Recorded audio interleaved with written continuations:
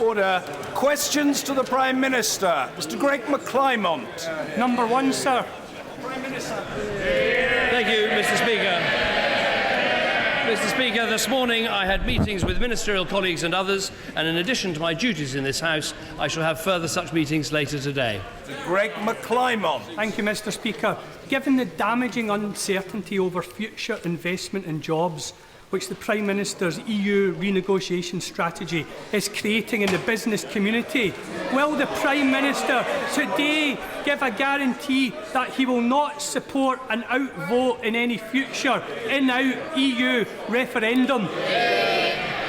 Well, since I made the announcement that there should be an in-out referendum on Europe, actually the investment coming into Britain has gone up. And there are regularly times when Britain is getting more inward investment than the rest of Europe put together. Nicola Blackwood. Speaker, I'm sure the whole House will want to honour the bravery of NHS Ebola volunteers and welcome the news that nurse Pauline Kafaki is off the critical list. But as the Oxford Vaccine Group move to the next stage of their Ebola trial, will the Prime Minister congratulate them for their outstanding work so far and offer all possible support in the race to develop this vital vaccine? I think my honourable friend is absolutely right to raise this issue. I'm sure everyone is thinking of Pauline Kafaki, and it is very good news that she's out of critical care, but still there's a long way to go. I think what she says, my honourable friend says about developing a vaccine is vitally important. My right honourable friend, the Minister for Government Policy, is leading the work on this and making sure we do everything to try and cut through some of the bureaucracy that otherwise would be in place so that we can develop a vaccine fast. Mr. Ed Miliband.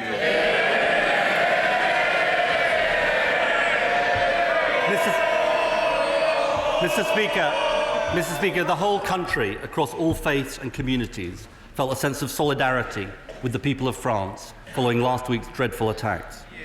Those who seek to terrorise and divide us should be in no doubt they will fail. And this House of Commons has sent a clear signal on this issue: we are united. Turning to the action that needs to be taken, does the Prime Minister agree with me that a key objective of our counter-terrorism efforts must be to prevent young people from being drawn into violent extremism in the first place? And does he also agree that the programme designed to tackle the problem, PREVENT, needs to be expanded so it supports in particular community-led action and is given the priority it deserves? Well, first of all, let me agree with the right honourable gentleman about how important it is to stand together in favour of free speech, freedom of expression, the rule of law, democracy, the values that we hold dear. And I think that demonstration in Paris and the outpouring you've seen both here and around the world against these horrific attacks shows that these values will not be defeated. In terms of what the right honourable gentleman says about what must be done, we've got to prepare for any attack that could take place, and that means making sure we fund our counter-terrorism policing properly as we do. It means reaching out to potentially vulnerable groups and people, and I met, for instance, with the Jewish Leadership Council yesterday. But as he says, it also means confronting the poisonous narrative of Islamist extremism, and that is what we are doing through putting a duty on every public organisation to confront extremism wherever they find it, whether that is in universities or in schools, on campuses, in prisons or elsewhere, and that is what the PREVENT programme, which we're expanding, is also all about. Ed Miliband. Let me associate myself with what he said, in particular what he said about anti-Semitism and prejudice wherever we find it. Does he also agree on this point about British citizens who've travelled to Syria to participate in the conflict, with more than half of them having returned, that we need to do more? And in particular, does he agree that we need a much more rigorous approach, including compulsory engagement with de-radicalisation programmes to turn these people away from violent extremism? I think it is right that we do everything we can to stop people travelling to Syria to take part in these activities, and that is what the counter-terrorism bill, which is going through the House of Lords right now, is aimed to do. But also, as he says, people coming back should be looked at on a case-by-case basis, and in every case it should be considered about whether they would benefit from going into a counter-radicalisation programme. What we've done with the PREVENT programme is we had the review by Lord Carlisle in 2011, and he found that the existing programme, and I quote, he said that there have been been cases where groups whom we'd now consider to support an extremist ideology have received funding. That's the reason why we changed Prevent. We're now expanding the programme, and as he says, we need to make sure that everyone who'd benefit from counter-radicalisation gets it. One final point, and I make this, I hope in a spirit of friendliness across the House. One or two people have referred to our current situation in Parliament as something of a zombie Parliament. Can I just make the point that this counter-terrorism bill, which is absolutely vital in defeating terrorism, is being discussed and debated in this House of Parliament right now? Mr. Speaker, I'm glad we can work across parties on this issue, and we will endeavour to continue to do so. Now let me turn to an issue where there is less agreement. In May 2010, speaking about the TV debates, a party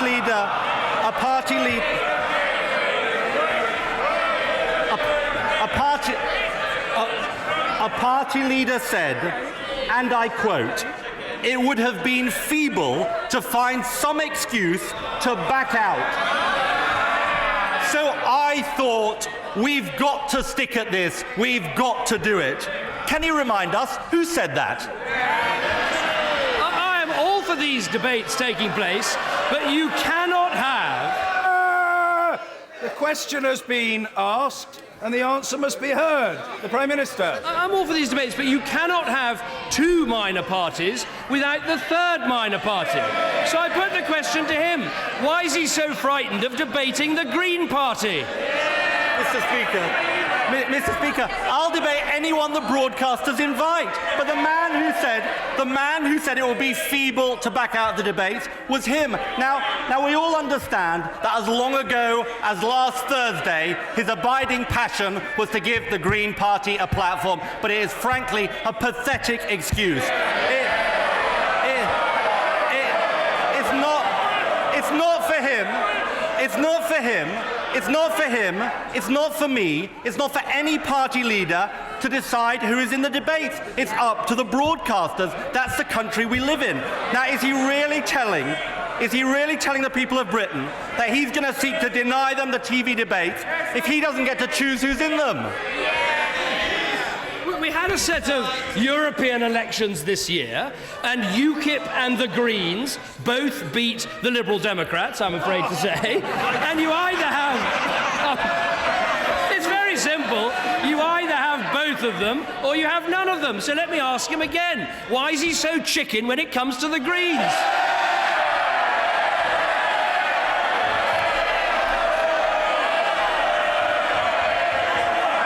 Mr. Speaker, there's only one person running scared of these debates, and that's this Prime Minister. And when he says he doesn't want to take part because of the Greens, nobody believes him. Not the people behind him, not the person next to him, not the country. However he dresses it up, everyone knows he's running scared.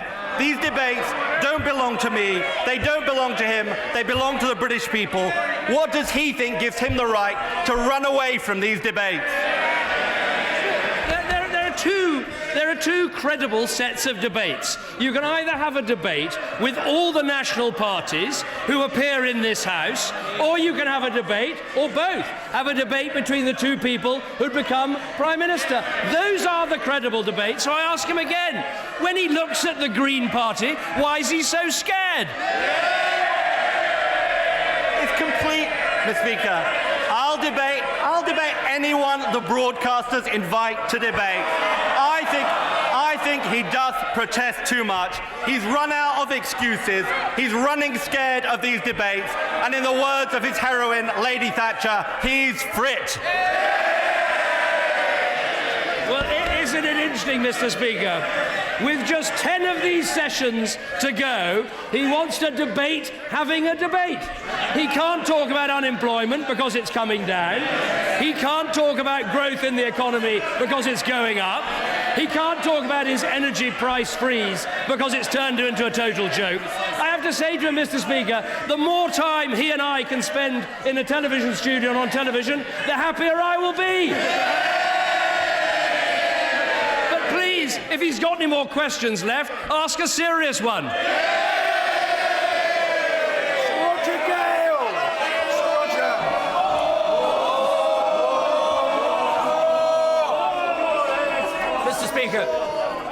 Speaker,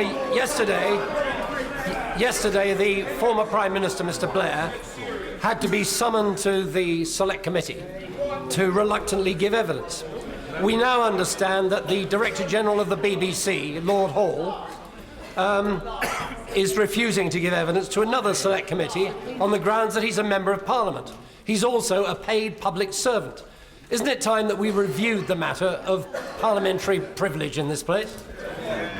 Well, I will look very carefully at what my honourable friend says. Obviously, it's a matter for the Select Committee and for the House, but the general rule should be that people involved in the senior management of the BBC, if they're summoned in front of a Select Committee, should come, because the BBC needs to be and is publicly accountable. I actually think that Lord Hall does a very good job at the BBC, and I'm sure he'd give a good account of himself, but I will have a careful look at what my honourable friend says. Dr. Alan Whitehead. At the Liaison Committee meeting on December 16th, the Prime Minister promised to look into the full publication of the extensively redacted DEFRA report on shale gas rural economy impacts. Has he looked into this, and is he now going to insist on full and unredacted publication? I did look into the issue, but I don't want to give the honourable gentleman an inaccurate answer, so I will go and check about the action taken after that meeting and see what I can tell him. Mr. Michael Fabricant. In a speech last week, the Director General of MI5 identified a number of important gaps in their surveillance which does need to be addressed by law. Now, some of these have called them a breach of civil liberties. Others have said that it's just another snooper's charter. But doesn't the Prime Minister agree with me that public safety must come above everything else? And that civil liberty must include not being bombed, shot, or beheaded by some deranged jihadist? Well, I agree with my honourable friend that the first duty of every government is to keep the country safe. We certainly don't do that by trashing our own civil liberties and traditions. But I believe when it comes to this vital issue of being able to have proper surveillance on the communications of potential terrorists, up until now, this Parliament and British governments have taken a very clear view. Whether it's been about looking at letters, whether it's been about fixed telephone communications or mobile communications, we have always believed that in extremis, on the production of a signed warrant from the Home Secretary, it should be possible to look at someone's communications to try and stop a terrorist outrage. And the decision I think we have to take is, are we prepared to allow in future, as technology develops, safe spaces for terrorists to communicate? The principle I think we should adopt is, no, we are not content for that to happen, and as a result, we should look to legislate accordingly. Tom Harris. Raif Badawi faces 1,000 lashes and 10 years in prison because he wrote some articles with which his government disagreed. Will the Prime Minister join me in condemning the barbaric and medieval regime of Saudi Arabia? And does he believe that our international alliances should be founded more on human rights and less on economic muscle? No, we don't approve of these sorts of punishments, and we always raise these cases when British citizens are involved in the strongest possible way, and I know that we will on this occasion too. Mr. Stephen Metcalfe. Thank you, Mr. Speaker. Unemployment down 44%. Youth unemployment down 45%, long-term unemployment down 44%, business start-ups up 31%, 800 apprenticeship starts, all in the last year in Basildon and Thurrock. What does my right honourable friend think that says about our long-term economic plan? Delighted with the news that my honourable friend brings. It is remarkable how in almost every constituency in this House, the number of people claiming unemployment benefit is down, the number of young people claiming benefit is down. If he looks at the east of England as a whole, there are 224,000 people, almost 250,000 more people in work in the east of England. Those are statistics, but every one of those statistics is about someone who is going out and earning a wage and supporting their family and managing to achieve a better standard of living. That is what we must continue with, and that is why we must stick to the long-term economic plan. Nick Dakin. eliminating the deficit, net migration down to the tens of thousands, no VAT rise, no top-down reorganisation of the NHS. Why did the Prime Minister make these promises, and why did he break them? We said we would get the deficit down, and the deficit is down by half as a share of our national economy from the disgraceful situation left by Labour. I thought the honourable gentleman would take the opportunity to talk about the vital steel interests in his constituency, which we'll be talking about later on today, where I'm working as hard as we can to try and make sure we keep steel production growing in our country. But I have to say to him, as he's introduced a political element, so might I. Under this government, steel production is up where it was down under Labour. Under this government, employment in the steel industry is up where it was down under Labour. Why is that? Because we've got a car industry that's growing, we've got an aerospace industry that's growing, we've got construction that's growing. We're getting Britain back to work. John Whittingdale. Is my right honourable friend aware that in the past 12 months, over 60 journalists have been killed in the course of their work, including those at Charlie Hebdo last week? Just 5 weeks ago, I attended with several other members of Parliament the signing in Paris of a declaration by representatives of every European country recognising the vital role of journalists in a free society and pledging to do everything possible to protect their safety. Will my right honourable friend reaffirm that commitment today? Well, I pay tribute to my right honourable friend for the work he does in supporting the freedom of the press, and I certainly reiterate what he says today. When this most struck me was actually when I visited Jaffna in northern Sri Lanka and went to see a newspaper office which had been shot up, bombed and burnt. And that brings home to you what journalists in other countries have for years faced in bringing the truth and putting in front of the people, which is a vital part of a free democratic system. And obviously the events in Paris are truly horrific. And I think the duty of everyone in public life is not necessarily to say whether or not we agree with this being published or that being published. Everyone can have their opinion. It's not that matters. What matters is we should always defend the right of people to publish whatever is inside the law and, in their opinion, right to publish. That's our job, and we must do it properly. Mr. Speaker, we're seeing a meltdown in emergency care.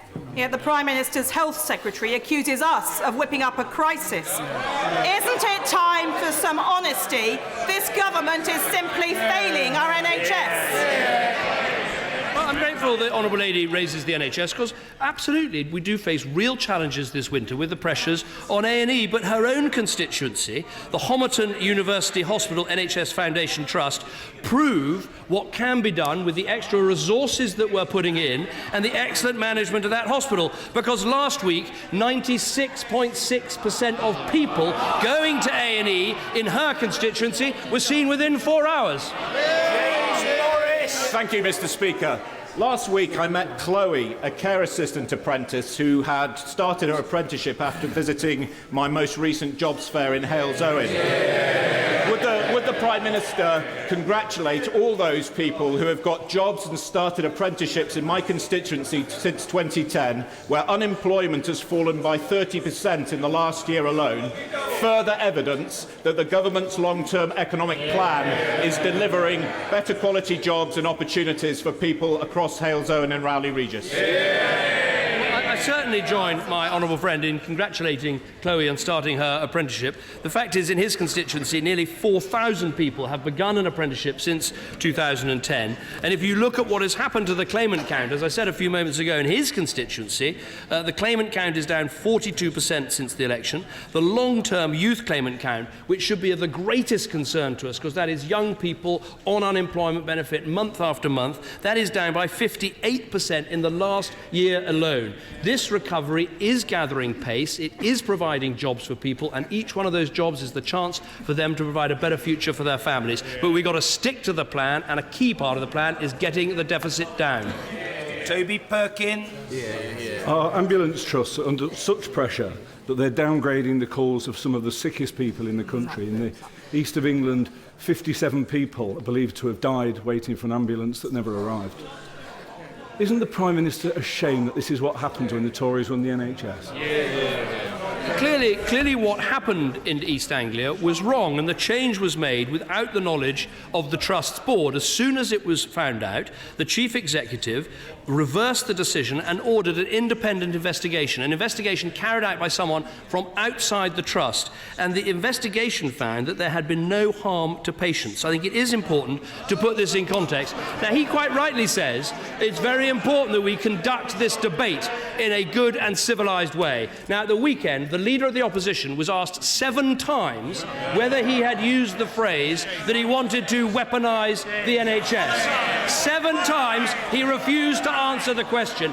Everybody knows that he said those words, and if he had a shred of decency in him, he would get up and explain he shouldn't have said those words and apologise. Mr. Stephen Lloyd. Thank you, Mr. Speaker. A few weeks ago, a tragic event occurred in my constituency where a young 5-year-old girl, Andrea Garda, was killed in a traffic accident.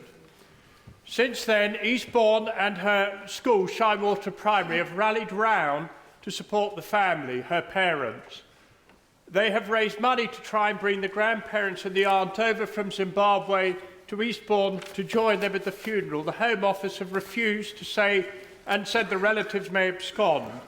The parents have given me an undertaking this will not happen. I have even gone one step further and said I would act as a guarantor that the relatives will return to Zimbabwe. The Home Office decision is cruel and unkind. Prime Minister, will you intervene? Well, it is absolutely horrific when children are killed in accidents like this, and we all in our own constituencies know of individual cases, and it's heartbreaking when it happens. I will certainly look at the case. I was just discussing it with the Home Secretary, and make sure the Home Office has a careful look to see what can be done. Mr. Gregory Campbell. Thank you, Mr. Speaker. The Prime Minister will be aware that the public and small businesses across the UK have had to endure very high fuel bills in recent years when oil prices averaged over $100 a barrel. In recent weeks, that price has been steadily dropping and now stands at less than half that. But fuel prices at the pump have not reduced by anything like that. Last week, the Chancellor indicated that some action would be taken against fuel companies. Can the Prime Minister outline what action? Well, first of all, I think we should welcome this fall in oil prices. We're beginning to see prices fall quite substantially at the pumps, but I agree with him. We want to see that go further and faster. Some of it will depend on the buying strategies that the fuel companies had, but we will make sure that the competition authorities, the government, does everything it can to make sure those fuel prices are passed on. Mr. Alex Shelbrook. Thank you very much, Mr. Speaker. Mr. Speaker, on the 30th of January, I shall be holding a dementia summit in my constituency of Elmit and Rothwell, bringing together some of the fantastic work that voluntary organisations like WISE and Peter Smith in Rothwell have done to help dementia in the voluntary sector. Does my right honourable friend agree with me that dementia is one of the biggest challenges this country faces in this coming century? Does he also agree with me that you need a strong economy to be able to invest in dementia research?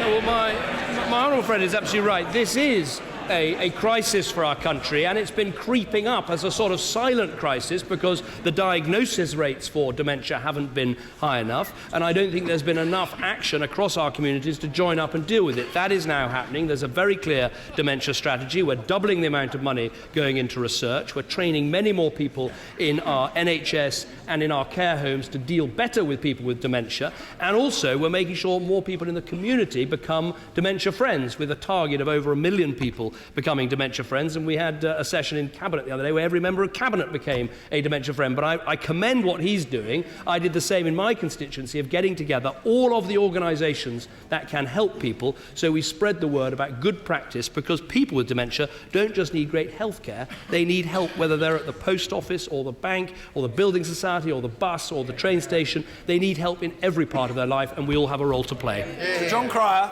Thank you, Mr. Speaker. According to the Royal College of Nursing, the number of nurses in London has fallen by 4,500. The Prime Minister says the number's rising. Who's right? Right. Well, the fact is, nationwide, we have 3,300 more nurses, and I can give him some figures for his own constituency. If we look at the NHS Redbridge Clinical Commissioning Group, This year it's getting an increase in funding of 4.79%, and the numbers of staff in that are up. If we look at, for instance, the Barts Hospital, what we had is that last week over 6,630 people were seen within 4 hours, and performance across the London area has been very good.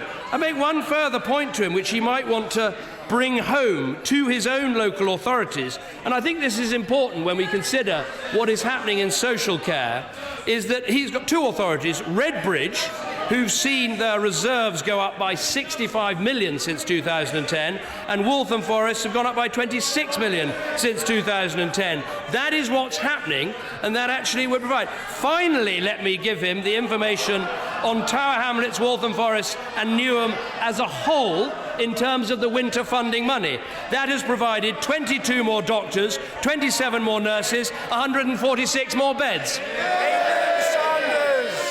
There are over 3 million people with diabetes in this country, and today Diabetes UK have published their State of the Nation report.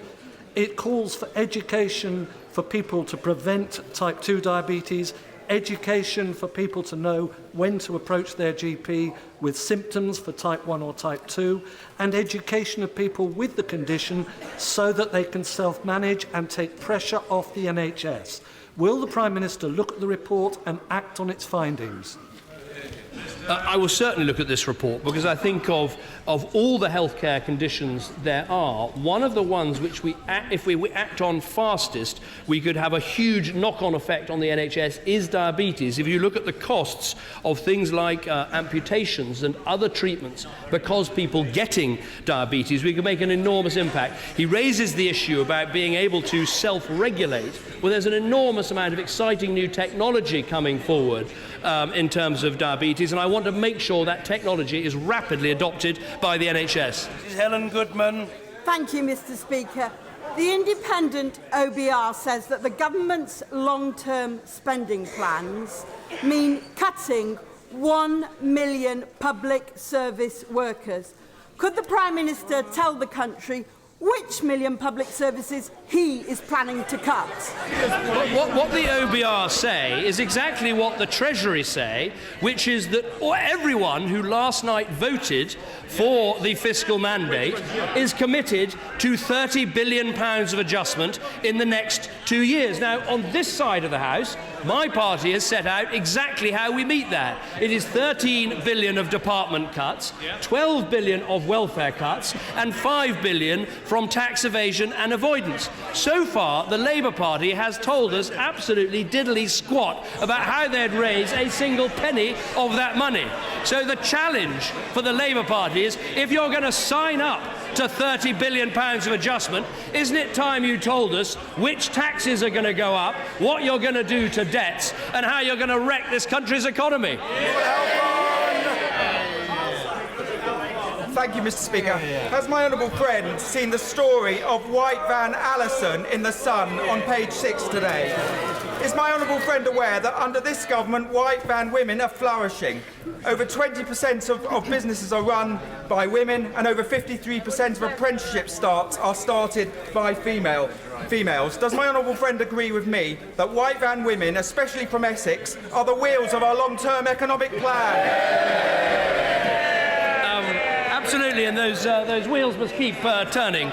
I think it is important, as the point he makes. Of course, I look at The Sun every morning and was fascinated to see this article. But the fact is, under Labour, female unemployment went up by 24%. Under this government, the number of women in work is highest since records began. Now, the proportion of women-led businesses in our country is up by a third, but it's still true. If we could get the same level of female entrepreneurship in Britain as there is in America, we would virtually wipe out the remaining unemployment we have.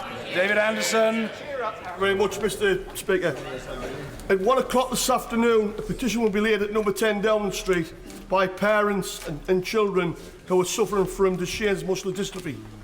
It is calling on the Prime Minister to personally get involved to get NHS England to stop a bureaucratic internal debate which is preventing the licensing of the drug Translana, which could have an effect on young boys, which would mean they wouldn't have to go into a wheelchair before it was absolutely necessary. At the moment, most of them are in a wheelchair before they get out into the teens. Will the Prime Minister personally get involved with this and get this resolved as a matter of urgency? Now, I will try and find time to see these parents today. I was looking at this issue last night where their child's about exactly the same as my son, and I saw a picture of him in his local football team, just as my son plays for his local football team, and it made me think about how vital it is to get these drugs through as quickly as we can. I know there has been a debate about whether these drugs should be licensed quickly and all the issues and problems. I will meet them. I will have a look at this petition and see what can be done.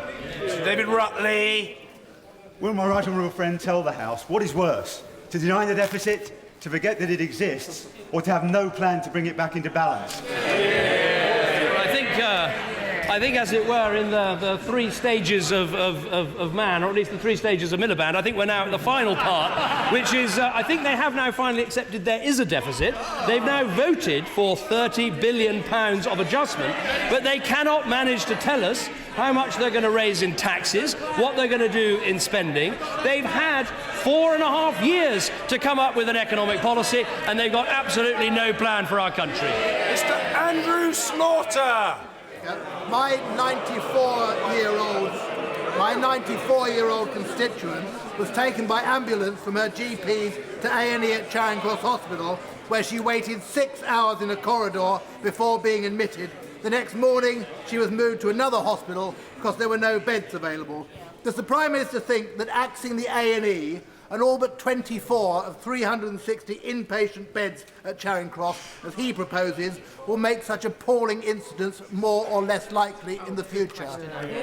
The truth is that nationwide, 94% of people this year so far have been seeing their doctor within 4 hours at A&E. But everybody in this House knows, and everyone who is a neighbouring Member of Parliament of the Honourable Gentleman knows, that he is absolutely instrumental in spreading disinformation campaign after disinformation campaign about his local hospitals. And for once, he should take the truth and put it on a leaflet. Thank